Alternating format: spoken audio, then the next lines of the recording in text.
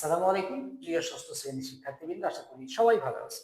অনুশীলনী 2.1 নতুন ক্লাসে তোমাদের সবাইকে স্বাগত। ইতিমধ্যে আমরা এই অধ্যায়ে সৃজনশীলের উপরে দুইটা ক্লাস নিয়েছি। আজকে সৃজনশীলের তৃতীয় এবং শেষ ক্লাস। তো চলো শুরু করা যাক।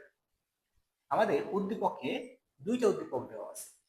প্রথমটাতে বলছে পিতা ও পুত্রের বয়সের অনুপাত 11:3। পিতার বয়স 66 বছর। দ্বিতীয় উদ্দীপকে বলছে কি, দুটি কম্পিউটারের দামের অনুপাত 8:9। দুটি কম্পিউটারের দাম একত্রে 10,200 টাকা। প্রথম কম্পিউটারের দাম 2,000 টাকা বৃদ্ধি এবং দ্বিতীয় কম্পিউটারের দাম 4,000 টাকা হ্রাস পায়। ওকে, কতে আমাদের কি বলছে দেখো, বলছে 550 টাকাকে 5:6 অনুপাতে ভাগ করো। খুব ইজি এবং খুব সহজে ইনশাল্লাহ তোমরা বুঝে যাবে। তাহলে আমরা প্রথমে লিখতে পারি যে দেওয়া আছে 550 টাকা, তাহলে দেওয়া আছে মোট টাকা কত টাকা, 550 টাকা। এটা দেওয়া আছে, আর দেওয়া আছে কি অনুপাত দেওয়া আছে 5:6, প্রদত্ত অনুপাত। প্রদত্ত অনুপাত 5:6। ওকে, এখন কিভাবে আমরা এটা বের করব? প্রথম কাজ হচ্ছে অনুপাত দুইটা যোগ করতে হবে। যোগ করে যেটা হবে তত অনুপাতে, এই 150কে তত অনুপাতে ভাগ করে তার 5 অনুপাত পাবে প্রথম অংশ, আর 6 অনুপাত পাবে দ্বিতীয় অংশ। তবে প্রথম কাজ কি, আমার অনুপাতে যোগ করা। লিখতে হবে অনুপাতের যোগফল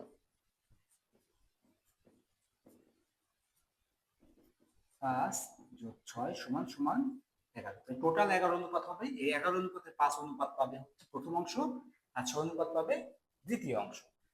তবে আমরা লিখতে পারি যে অতএব প্রথম অংশ পাই। প্রথম অংশ কত পাবে? এই যে 550 টাকা ছিল, এর 5/11। তাহলে 11 দিয়ে তুমি 550কে ভাগ করো, 55কে 11 দিয়ে ভাগ করলে 5 11 55, একটা শূন্য আছে, শূন্য বসাই দাও। 50-এর সাথে 5 গুণ করো, 5-এর সাথে 5 গুণ করলে 5 5 25, একটা শূন্য আছে, শূন্য বসাই দাও। তাহলে কত আসলো? 250 টাকা। দ্বিতীয় অংশ কত পাবে?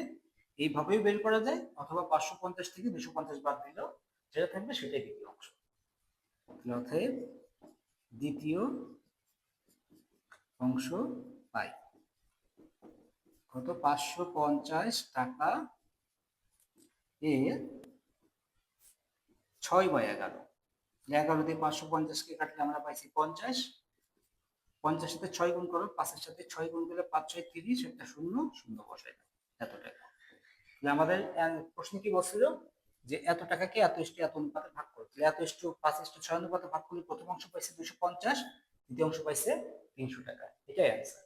আশা করি তোমরা বুঝতে পেরেছো ক নম্বরটি খুব সহজে। ওকে, এবার আমরা খ নম্বরটি দেখি।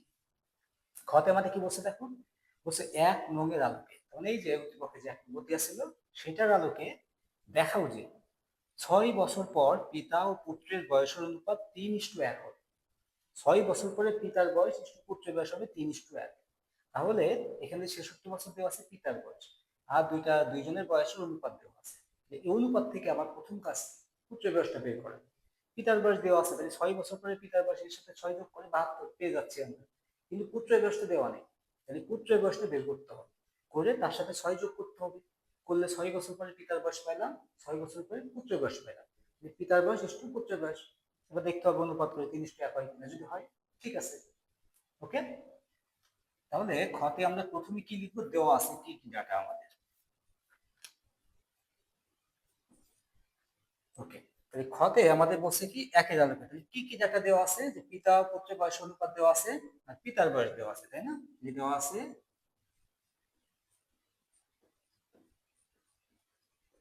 পিতার বয়স কত দেওয়া আছে? 66 বছর। আর দেওয়া আছে কি পিতা ও পুত্রের বয়স অনুপাত, মানে পিতার বয়স ইস্টু পুত্রের বয়স, এবং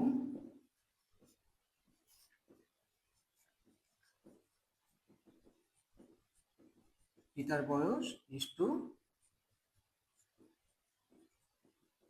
পুত্রের বয়স কত দেওয়া আছে 11:3। অনুপাত মানে কি ভাগ। তাহলে আমরা একে লিখতে পারি কিভাবে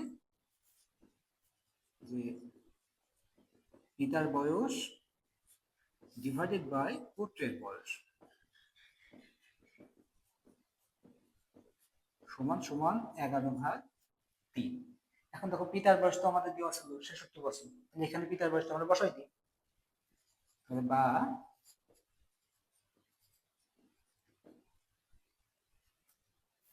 পিতার বয়স 66 বছর, 66 ডিভাইডেড বাই পুত্রের বয়স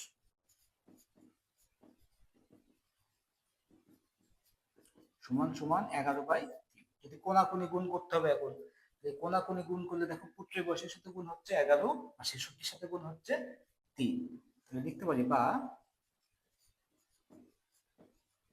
পুত্রের বয়স গুণ 11 সমান 66 গুণ 3। এখানে নোট দিতে পারো আর গুণ করে। বা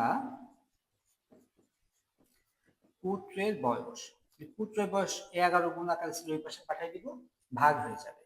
তাহলে কত হচ্ছে 66 গুণ 3 এর সাথে ভাগ হবে 11। 11 দিয়ে 66 কে কাটো, 6 11 66, 3 6 18। তার মানে পুত্রের বয়স আমরা পেয়ে গেলাম কত 18 বছর। অতএব পুত্রের বয়স 18 বছর। আশা করি এই পর্যন্ত তোমরা সবাই বুঝতে পেরেছো। এখন দেখো আমাদের কি বলছিল, আমাদের বলছে যে 6 বছর পর পিতা ও পুত্রের বয়সের অনুপাত 3:1 হবে, এটা দেখাতে হবে। যে 6 বছর পরে পিতার বয়স কত হবে আর 6 বছর পরে পুত্রের বয়স কত হবে সেটা বের করতে হবে। যে পিতার বয়স 66 বছর, 6 বছর পরে কত, পুত্রের বয়স 18 বছর, 6 বছর পরে কত। লিখতে পারি যে 6 বছর পর পিতার বয়স হবে 66 ছিল, এর সাথে 6 যোগ করো, সমান সমান কত, এত বছর, সমান সমান 72 বছর। ওকে, 6 বছর পর পিতার বয়স পেয়ে গেলাম, আর 6 বছর পর পুত্রের বয়স। ওকে, 6 বছর পর পুত্রের বয়স কত হবে, 18 ছিল, এখন 6 যোগ করো, এত বছর, 18 আর 6 24 বছর। তাহলে আমরা কিন্তু পিতার বয়স আর পুত্রের বয়স পেয়ে গেছি। এখন আমাদের কি অনুপাত বের করতে হবে, সেই অনুপাতটা 3:1 হয় কিনা দেখতে হবে। এখন আমরা লিখতে পারি অতএব পিতার বয়স ইস্টু পুত্রের বয়স সমান সমান পিতার বয়স কত পেয়েছি আমরা 72 ইস্টু পুত্রের বয়স কত পাইছি 24।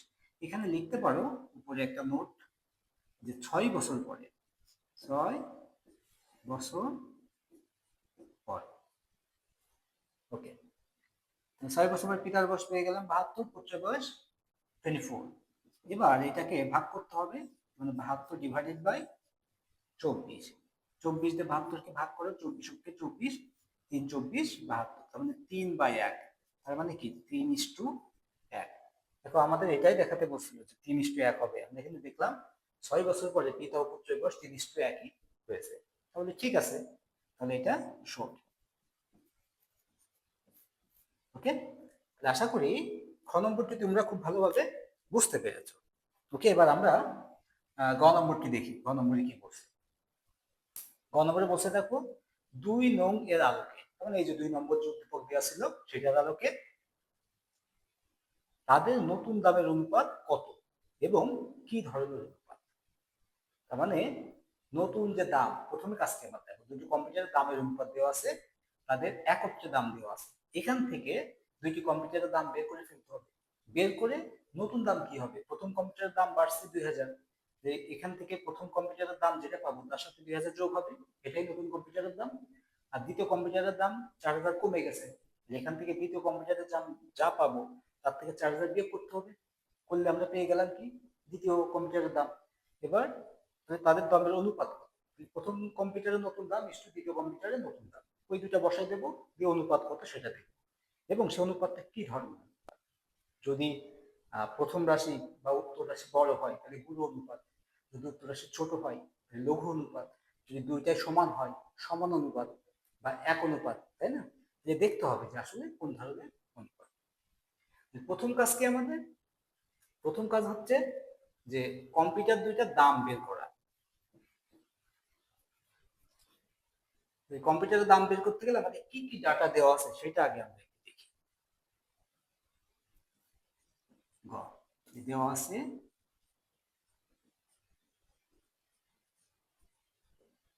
ওকে, গতে কি দেওয়া আছে দেখো, দুটি কম্পিউটারের দামের অনুপাত দেওয়া আছে আর দুটি কম্পিউটারের একত্রে দাম দেওয়া আছে। দেওয়া আছে দুটি কম্পিউটারের একত্রে দাম কত দেওয়া আছে? 10,200 টাকা। 10,200 টাকা। ওকে, আর দেওয়া আছে কি অনুপাত দেওয়া আছে, তাই না? এবং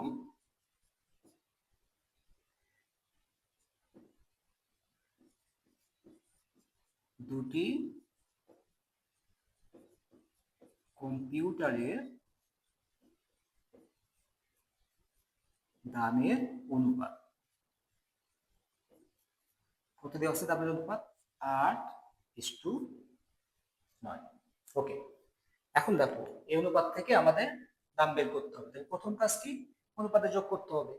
যোগ করে যত অনুপাত হবে একে তত দিয়ে ভাগ করে তার 8 অনুপাত পাবে প্রথমটা, 9 অনুপাত পাবে দ্বিতীয় কম্পিউটার। তাহলে আমাদের কাজ হচ্ছে অনুপাতে যোগ করা। তাহলে অনুপাতের যোগফল সমান সমান 8 যোগ 9 সমান সমান 17। ওকে, এবার দেখো তাহলে প্রথম কম্পিউটার কি কত পাবে? প্রথম কম্পিউটারের দাম কত হবে? এই 10,200 এর 8/17 লিখতে পারি। প্রথম কম্পিউটারের দাম সমান সমান 10,200 টাকা এর 8/17। 17 যে 10,200 কে ভাগ করো, দেখো 17 দিয়ে আমি যদি 10,200 কে ভাগ করি তাহলে 17 তো 10-এর মধ্যে যায় না, তাহলে 102 নিতে হবে। 102 এর মধ্যে 17 কতবার যায়? 6 বার নিই। 6 10 কে 60, 6 7 42, 60 আর 42 102। তাহলে 6 বার যদি নিই তাহলে কত হচ্ছে? 102। তাহলে দুইটা শূন্য আছে না, দুইটা শূন্য বসাই দাও, ওই দুইটা শূন্য এঁকে দাও। 17 দিয়ে 10,200 কে কাটলে পাবো কত? 600 টাকা। তাহলে আমরা 17 দিয়ে 10,200 কে কেটে দিলাম, পাচ্ছি 600। 600 সাথে 8 গুণ করো, 8 এর সাথে 6 গুণ করলে কত হয়? 6 8 48, দুইটা শূন্য আছে, দুইটা শূন্য বসাই দাও। তাহলে প্রথম কম্পিউটারের দাম কিন্তু আমরা পেয়ে গেলাম 4,800 টাকা। এবার দ্বিতীয় কম্পিউটারের দাম। দ্বিতীয় কম্পিউটারের দাম কত? 10,200 টাকা এর 9/17। 17 দিয়ে 10,200 কে কাটলে আমরা পাবো 600। 6 এর সাথে 9 গুণ করে 6 9 54, দুইটা শূন্য আছে বসাই দাও, 5,400 টাকা। তাহলে আমরা দুইটা কম্পিউটারের দাম পেয়ে গেছি। এবার নতুন দাম বের করতে হবে। নতুন দামের ক্ষেত্রে আমাদের বলছিল কি, প্রথম কম্পিউটারের দাম 2,000 টাকা বাড়ছে আর দ্বিতীয় কম্পিউটারের দাম 4,000 টাকা কমছে। তাহলে লিখতে হবে অতএব প্রথম কম্পিউটারের নতুন দাম, তাহলে 4,800 তো ছিল আগে, এর সাথে 2,000 টাকা যেহেতু বাড়ছে, 2,000 টাকা যোগ হবে। ওকে, 4,800 সাথে 2,000 যোগ করো, তাহলে 6,800 টাকা। তাহলে এটা হলো প্রথম কম্পিউটারের নতুন দাম। এবার দ্বিতীয় কম্পিউটারের নতুন দাম বের করতে হবে। অতএব দ্বিতীয় কম্পিউটারের নতুন দাম, দ্বিতীয় কম্পিউটারের দাম ছিল 5,400, এটা বিয়োগ কমে গেছে, কত কমে গেছে দেখো? 4,000 টাকা কমে গেছে, বিয়োগ 4,000। 5,400 থেকে 4,000 কমে গেছে, তাহলে 1,400 টাকা। ওকে, আশা করি বুঝতে পেরেছো যে প্রথম কম্পিউটার এবং নতুন কম্পিউটারের যে নতুন দামটা আমরা কিভাবে বের করলাম। এখন আমাদের কি বলছে দেখো, যে তাদের নতুন দামের অনুপাত কত। অনুপাত করতে হবে এখন। এই প্রথম কম্পিউটারের নতুন দাম ইস টু দ্বিতীয় কম্পিউটারের নতুন দাম। তাহলে লিখতে পারি যে অতএব প্রথম, আমি তো সংক্ষেপে লিখতেছি, কম্পিউটারের নতুন দাম ইস টু দ্বিতীয় কম্পিউটারের নতুন দাম। প্রথম কম্পিউটারের নতুন দাম কত? ৬,৮০০ ইস টু দ্বিতীয় কম্পিউটারের ১,৪০০। এই ৬,৮০০-র সাথে ১,৪০০ ভাগ আছে, তাই না? ওকে, আমরা বাকি এই পাশে করে দেখাই। প্রথম কাজ হচ্ছে, দেখো ৬,৮০০ একে ১,৪০০ দিয়ে ভাগ করতে হবে, যেহেতু অনুপাত মানে ভাগ। তাহলে ০ ০ ০ ০ কেটে যাচ্ছে, এখানে ১৬ আর ওখানে, সরি, এখানে ১৪ আর ওখানে ৬৮। ১৪ দিয়ে ৬৮ কি কাটা যায় কিনা? ৪ বান্দিলে ৪ × ৪০, ৪ × ৪ = ১৬, ৫৬ যাচ্ছে না। ওকে, এবার দেখো, আর ৫ × ১৪ = ৭০, ৫ বানিয়ে বেশি হয়ে যাচ্ছে, হচ্ছে না। তাহলে এখানে আমরা কত দিয়ে কাটতে পারি? দেখো তো, ১৪ কে কাটা যায় ৭ দিয়ে আর ২ দিয়ে। আর ৭ দিয়ে কিন্তু একে কাটা যায়, ২ দিয়ে কাটা যায়। ২ দিয়ে কাটলে একে ৭, আর একে ২ দিয়ে কাটলে ৩ দুগুণে ৬, ৪ দুগুণে ৮, ৩৪। ৩৪ ইস টু ৭ তাদের দামের অনুপাত হচ্ছে, তাই না? কত আসতেছে? ৩৪ ইস টু ৭।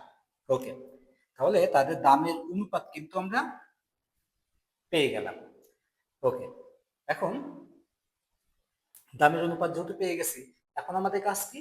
এখন আমাদের কাজ বলছিল কি, যে কি ধরনের অনুপাত। অনুপাতটা দেখো, এটা উত্তর রাশি, এটা উত্তর রাশি বা পূর্ব রাশি, সরি, এটা পূর্ব রাশি আর এটা উত্তর রাশি। পূর্ব রাশি কি আছে? বড় আছে। আর উত্তর রাশি কি আছে? ছোট আছে। পূর্ব রাশি যদি বড় হয়, তাহলে সেই অনুপাতকে কি ধরনের অনুপাত বলে? অবশ্যই গুরু অনুপাত বা বড় অনুপাত, তাই না?